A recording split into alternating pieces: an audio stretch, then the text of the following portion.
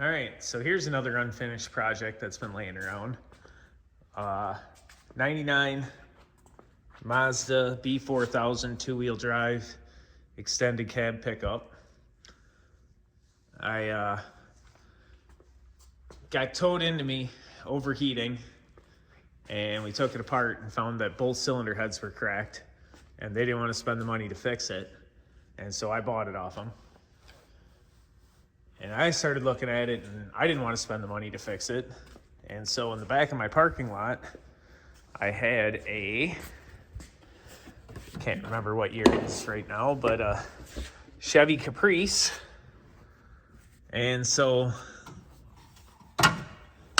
my brilliant idea was, hey, I bet I could put that motor in this truck for less than those heads cost.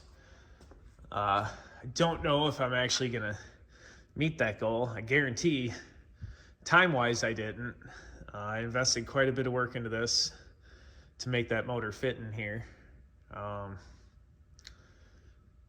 Should be a hell of a tire burner when I get it put together, finally get it running and finished being put together. I pretty much have a cooling system, needs a little bit of work yet. Transmission lines need to be connected, and that big ball of wire over there has to be sorted. I do have the majority of everything I actually need hooked up.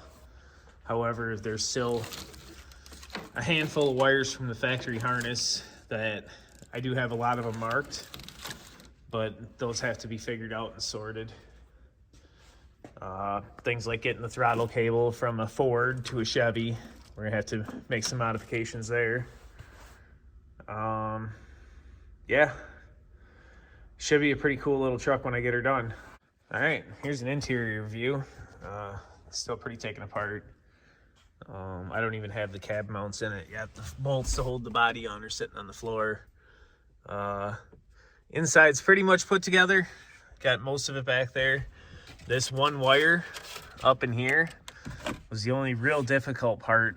Was I had to bring the anti-theft system from the Caprice, and now I have to get this wire. Still has to go somewhere. I can't remember exactly.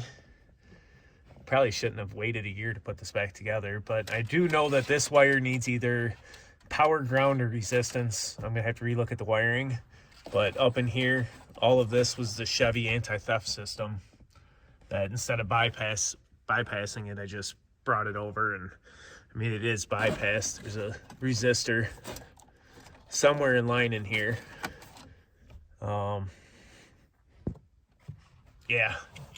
Remembering where you're at on these projects after a year is not always the easiest thing to do. So I do know that that wire is for the anti-theft and very important to making the engine run. So that's one of the other things I stopped working on and need to finish.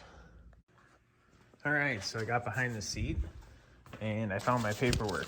So it turns out the Caprice was actually from a 94 Caprice Classic 5.7. So this is a 94 going into a 99 Mazda, but Ford made it, so it's a Ford Ranger. Yeah, gonna have to restudy these wiring diagrams and start going through that mess over there and seeing what I actually need to have hooked up and what I don't. First thing I'm gonna do is, since it's only one wire left in here, I'm gonna figure out exactly what this wire goes to. Pretty sure it's ignition power source when you turn the key on. Thinking about it a little bit more, but I'll trace it down in the diagrams and go from there.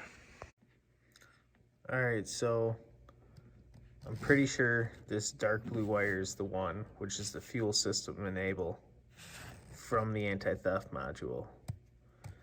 So now what I believe is I actually have to tie that blue wire to the ECM out here.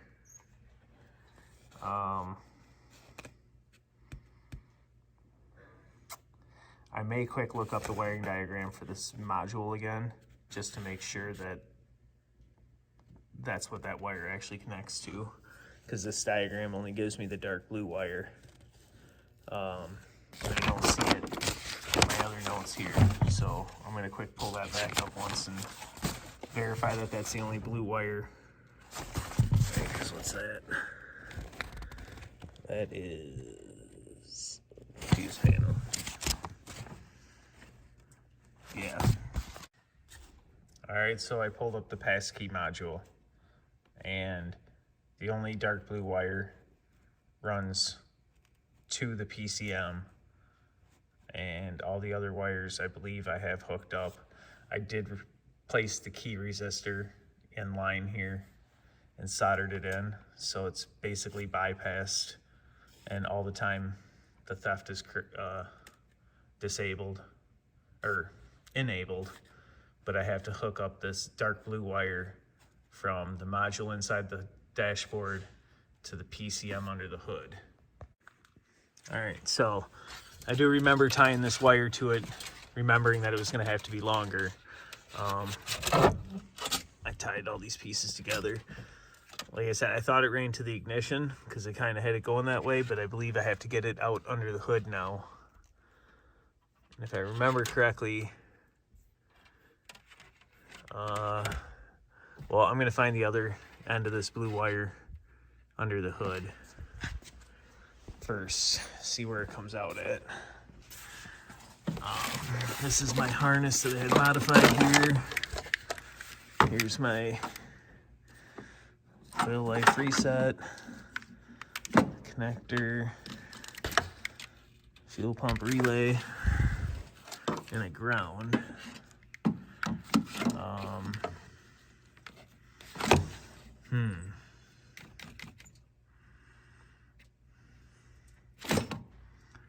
Yeah, it's got to be on this side.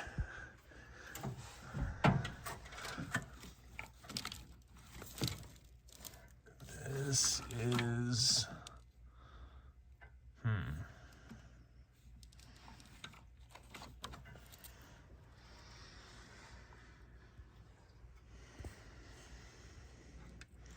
yeah, this is going to take some thinking to figure out exactly where these wires are.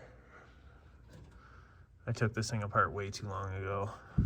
So I already have this spliced into the factory OE harness, so I'd expect that blue wire to be sticking out over here somewhere.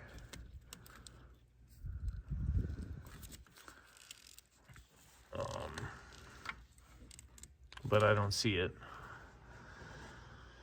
So, well, here's a dark blue wire here, running out into this harness.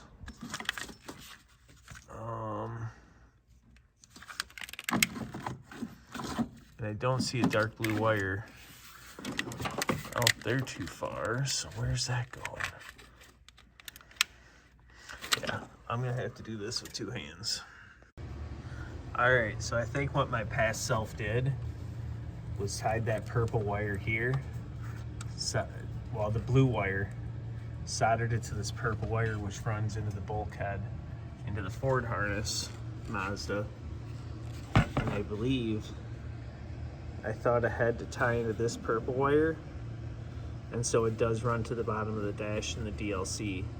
So where the data link connector comes out, I'm pretty sure that purple wire connects to that blue wire, and then if I connect it to the blue wire inside, that'll be the anti-theft circuit completed. So that's, at least after some brief studying of what I did, and would it make sense why I threw this wire to this side of the car, I think I have to tie from here. One of these should be purple from the OBD2 connector. I can't see very well. Yeah, that's black, pink. Right there's purple. All right, so I'm pretty sure all I have to do is tie this blue wire to that purple wire, and then the anti-theft system should be functioning the way it's supposed to, and it should allow the engine to start. So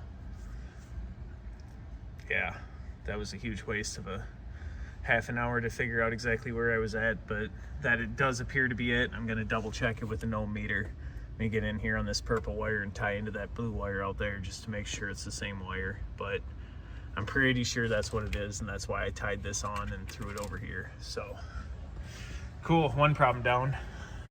All right, so I went ahead and peeled the tape off, clamped onto the solder joint there, hooked up an ohm meter, and I'm just gonna go here. I'm gonna go previous, and boom, 0 resistance. Unhook the clip, and we go to open loop. So that's exactly what I did. Awesome. That makes life easy. Now that that wire's figured out, it's just as simple as hooking it up to there, run it behind the dash, done. So that is one thing down off the list, which, like I said, this thing was pretty close to running besides the drive shaft and the cooling system. So I'm not even sure. Most of those wires might not be needed. I still think I have to tie into the fuel pump, but I might have even done that already.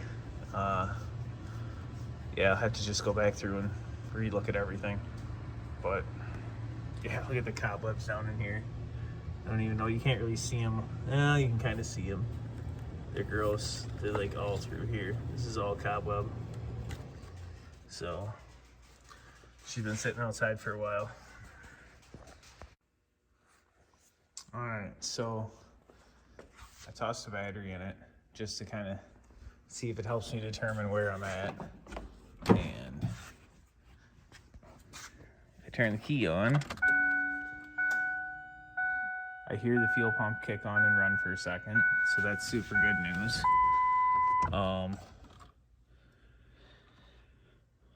Well,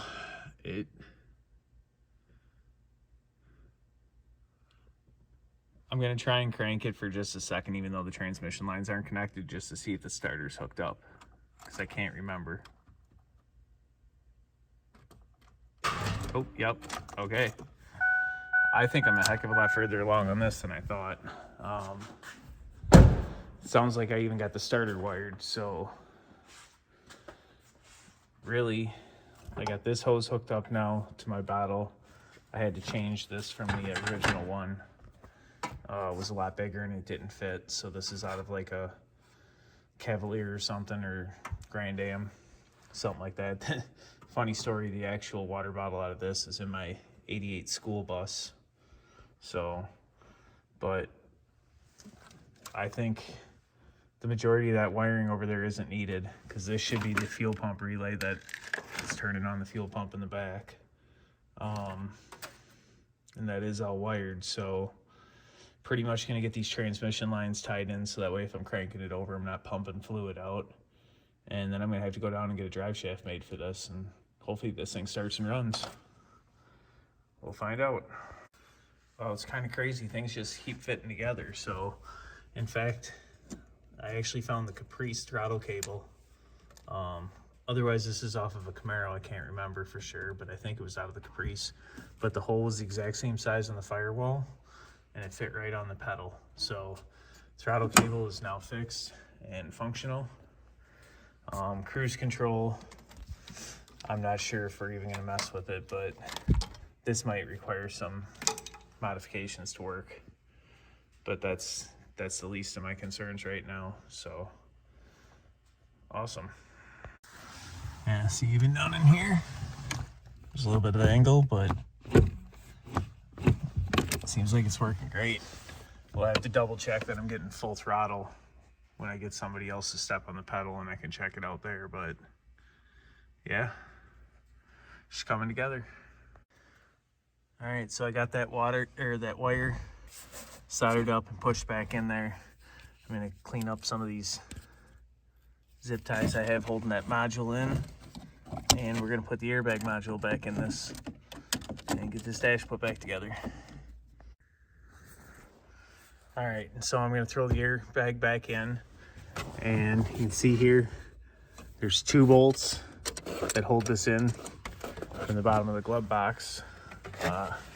Get your glove box out, you gotta press in on the little tabs on the side, and then it just pops out and hangs down.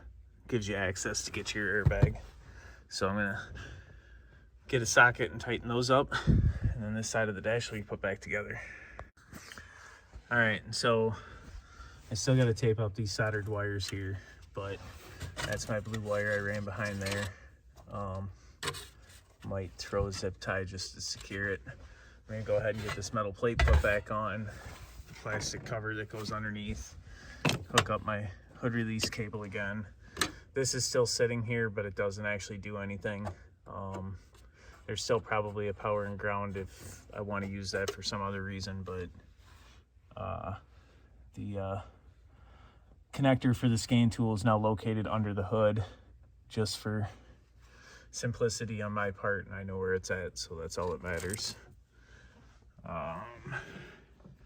Yeah, then center console, and I gotta throw the body bolts back in on the floor and put all these guys back in, but this truck's almost back together. All right, so I made some transmission cooler tubes. I got my hose hooked up. I ran down and put an auxiliary cooler in. So transmission line should be done now too. So I think I've got the coolant system all sealed up. Got my overflow bottle. This one hose is capped. This runs to the throttle body. I think I got it all. So we're gonna pull a vacuum on it and make sure it's all sealed up. All right, so this is why I love this tool. The system's empty.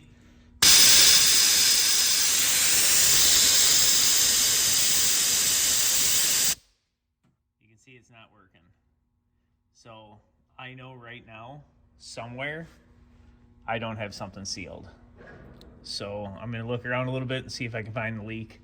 I may have to use smoke or something to put into the system to see if I can find it, but I'm gonna just check the radiator drain and some hose clamps and just see if I can find it. But currently we do have a pretty big leak and it won't suck down at all. So let's find it. Well, turns out it's actually just not sealing on the cone and the air is actually leaking out of here. I'll see if I can pull a little bit of a vacuum and show you what I'm talking about.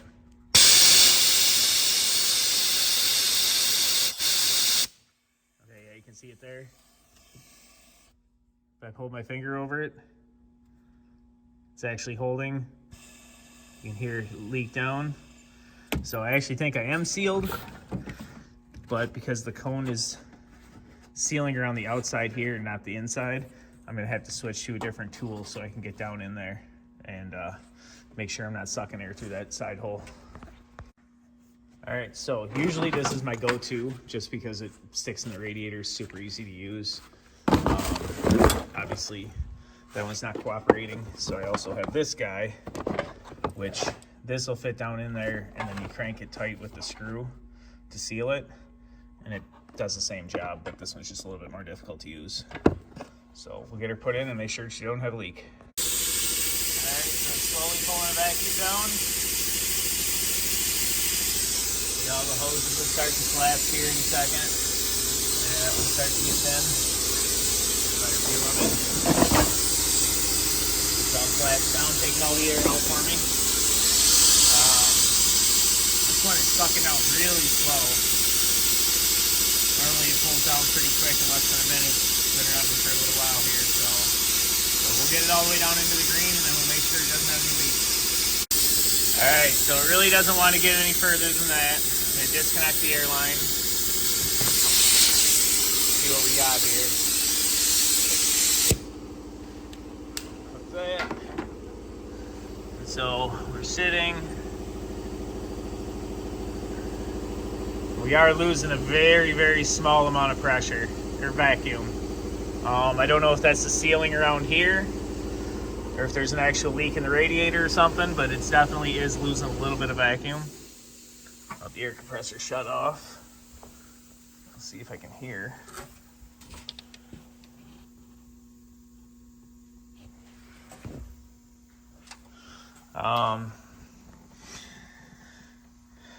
It is leaking really slow.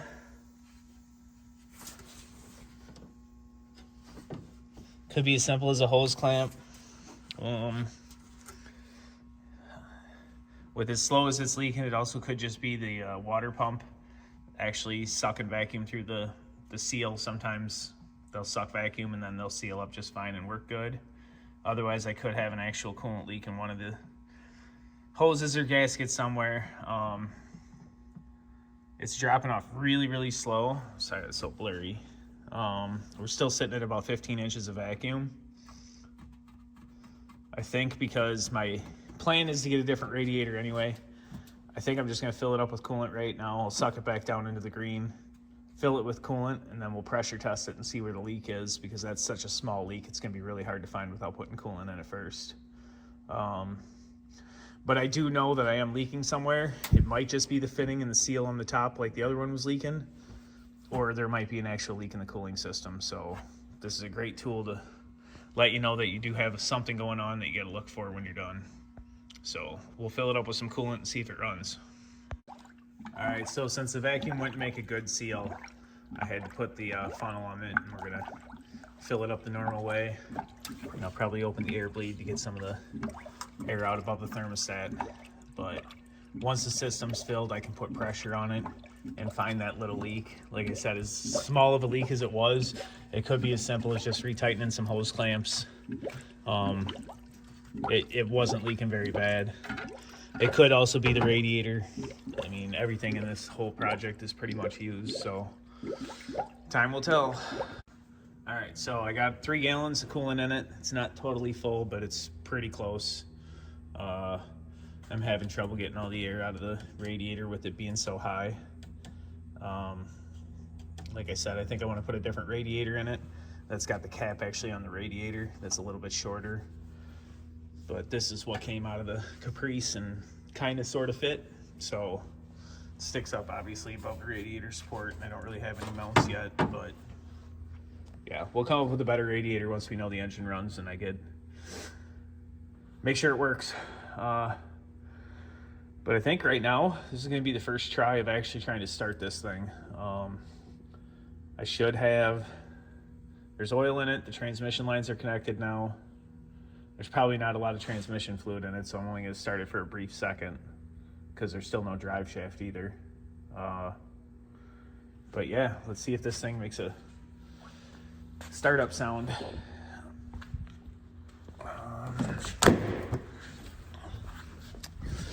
Kind of the moment of truth here.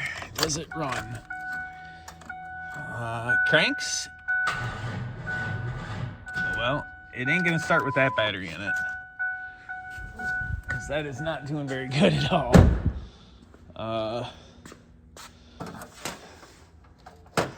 Yeah,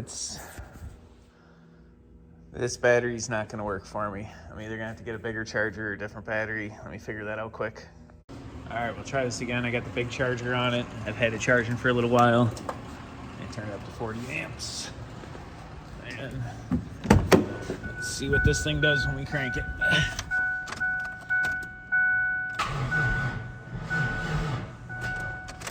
Not a lot. I would say that battery is a total piece of crap.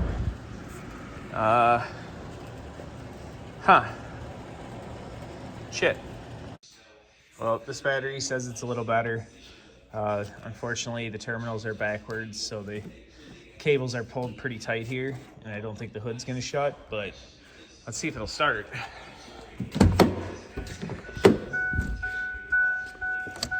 And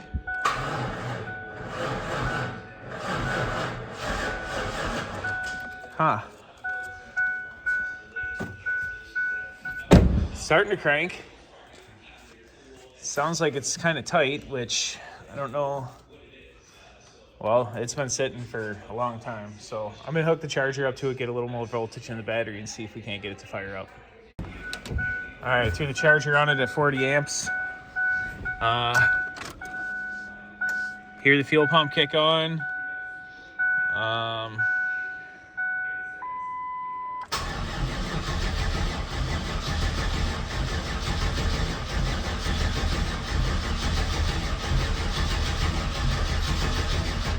Well, one thing's for sure, it's turning over a little easier.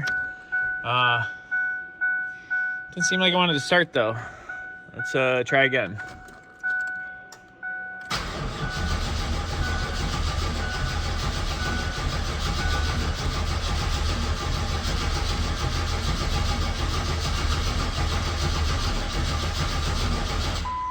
Okay, well, cranks.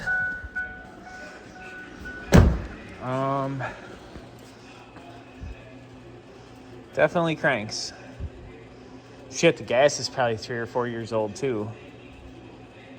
This car hasn't ran in a while. Let me do some looking around and see if I can't figure out why it ain't starting. All right, so I just stuck my finger in the Schrader valve back here to check and see if there's any fuel pressure, and I got nothing. So maybe the tank's completely empty and I never put gas back in it. I can hear the pump run. That doesn't obviously tell me that there's fuel in it or not, but the fact that there's nothing in the rail, maybe when I had the gas tank out of it, I never actually put gas back in it yet, which would be good, because if I did, it would be really old gas. So I'm gonna have to throw some fuel in the tank and see if it'll start. Well, so I opened it up to put gas in it, and surprise. Guess I'm glad I didn't try doing that in the summertime. It might have got my ass stung. All right, let's put some fuel in it. And apparently I didn't hook up the filler neck. That's all gasoline. Son of a bitch. Well, I got it jacked up a little bit here. And yeah, I still have caps in the gas tank, so pretty sure I'm gonna say it's out of fuel. But I never hooked it back up to the filler neck, so I get that done right now. All right, so I tossed a couple gallons of gas in it.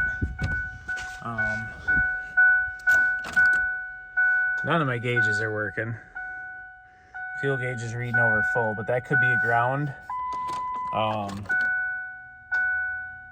can hear the pump running still. Actually, it's starting to sound different.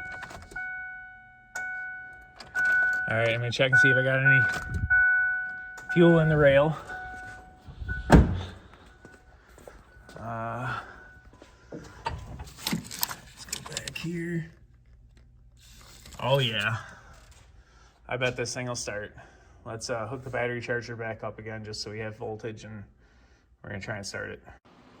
All right, so here we go. The charger's hooked up. Yeah, none of my gauges are working. That's probably has to do with that big ball of wire.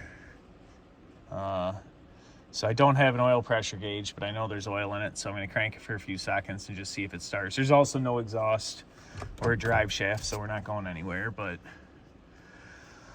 here we go. Ooh, it popped. Let's try again.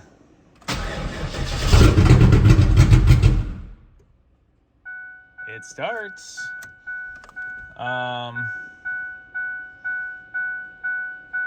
Awesome. That was exciting. Let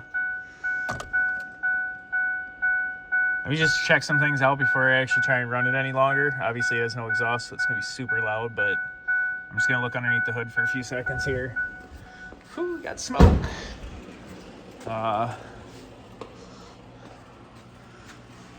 Yeah, I gotta do something about this before I try again. The vacuum hose is a different size, so I gotta change the fitting on the intake for the brakes to fix that vacuum leak. And I'm gonna do that quick, and then we'll see if she starts and runs. All right, so I switched out that nipple and ran the brake booster hose. Some of these vacuum lines are not gonna be needed, and some are. I'll figure all that out later. The oil pump, I don't have a gauge, obviously, because that was not working. But when I checked the oil earlier, it was at 3/4 of a quart, and now we're down to a quarter. So cranking the engine over filled the oil filter up. It didn't pump it out on the ground, so that's good. So the oil pump, I assume, is going to be working. It obviously went down on the level, so the filter's filled now, and hopefully it has oil pressure. Engine's been sitting for 5-6 years now. Pretty set in the parking lot for quite a while, and it's been sitting in this truck for quite a while. So that was the first start, and I'm actually gonna run it for a couple seconds now and See how it goes. It's gonna be way too loud to hear if the engine's making noise, but all right. Start number 2. Here we go.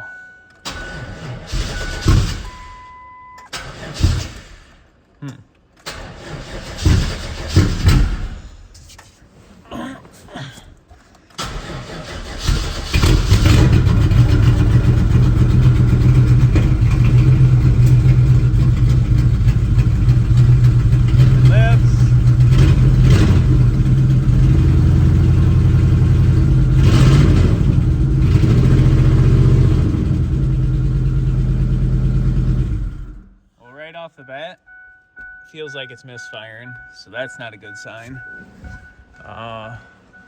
However, that could just be a little bit of rust on one of the valves from sitting in the open position for a super long time, and maybe it'll come right out of it, but it actually does start. So next step is get a drive shaft made for it so I can actually drive it. Awesome. So I put pressure on the cooling system. I still can't get it to seal 100% at the cap, but right there's a drip of, I don't know if we can show you that. Okay, right where my light's at down there, there's a drip of antifreeze, and it's coming out of this hose. Hold my hand up, see the wetness? So that one hose clamp is where my leak was, but if I didn't try the vacuum test, I might not have even known it was leaking. So, because I wouldn't have pressure tested it had I not known. So I'm going to tighten up that clamp and hopefully that fixes the leak. All right, so I was able to get a turn out of that hose clamp down there. Hopefully that tightened it up. Little concerned that I may have to actually cut that hose a little shorter and push it on further. Just because of the way it's fitting. No, it looks dry now, so... And there's still a little bit of moisture there, but I didn't really dry it off too much, so hopefully it's fixed. Drive shaft shop's closed today, so we'll have to do that later this week. I got coolant in it. I'm positive I have oil pressure. I might mess with the gauges, or I might even try and run it a little longer and see if it still misfires, but awesome. So I heard it at least start, but I'm waiting on the drive shaft. I think we're gonna push this one back outside until I get the drive shaft, hopefully next week, and then we'll get it running again. But I heard it start, so pretty exciting.